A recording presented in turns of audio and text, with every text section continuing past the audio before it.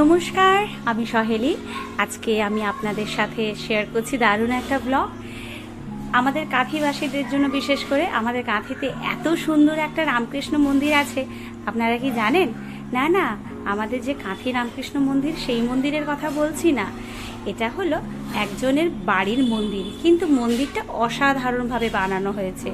বিশাল সুন্দর, একদম পুরীর জগন্নাথ মন্দিরের মতো কিছুটা।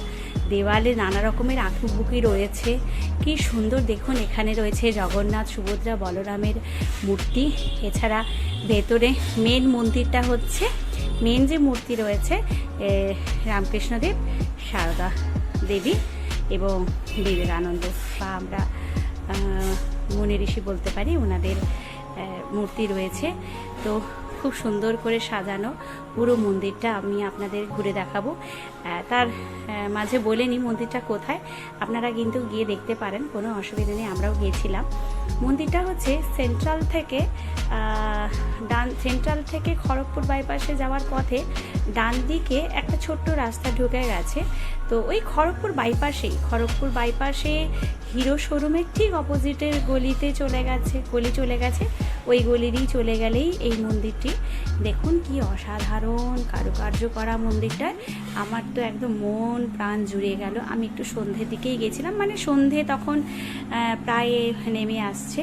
তো আমার বাচ্চারাও ভীষণ মজা পাচ্ছিল এখানে, মানে বেশ একটা শান্তির অনুভব, যেখানে মন্দিরে তো একটু শান্ত ভাব থাকেই। তো সেই শান্তি অনুভব হচ্ছিল। মন্দিরের ভেতরে লাইট জ্বালানো হয়েছে। এবার মন্দিরের ভেতরে প্রবেশ করব। ঠাকুর মশাই তখন পুজো করছেন, তখনই আমরা ভেতরে ঢুকলাম। তখন কোনো লোকজন সেভাবে নেই। তো যেহেতু বাড়ির মন্দির, সেভাবে ভিড়ভাড়টা থাকে না।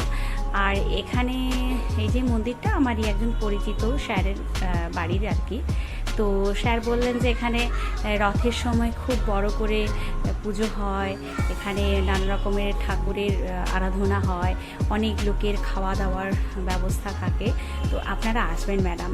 তো আমি বললাম হ্যাঁ ঠিক আছে, আসবো। দিয়ে বললেন, আমাদেরকে অবশ্য আগে একবার ডেকেছিলেন, তো বিশেষ কোনো অসুবিধার জন্য আমি আসতে পারিনি। আমাদের ডাকলেন, আর বললেন ঠিক আছে আসবো।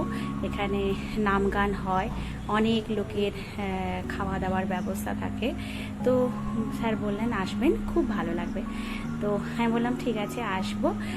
তো আমি ওনার পারমিশন নিয়েই ভিডিওটা করেছি, যেহেতু মন্দিরের ভিডিও এবং বাড়ির মন্দির বলে কথা। তো বাড়িতে যে এত সুন্দর করে এত বড় মন্দির থাকে, সেটা খুবই কম দেখা যায়। তো আমার ভীষণ ভালো লাগলো।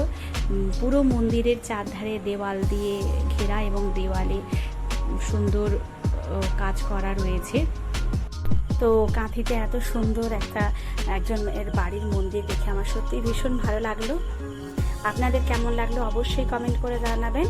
আর যদি আপনারা আসেন, কাইন্ডলি একবার পারমিশন নিয়ে ঢুকবেন, যেহেতু বাড়ির মন্দির। তো আমার ভীষণ ভালো লেগেছে। তো আবার দেখা হচ্ছে নেক্সট ভিডিওতে অন্য কোনো ব্লগ নিয়ে। আপাতত টাটা।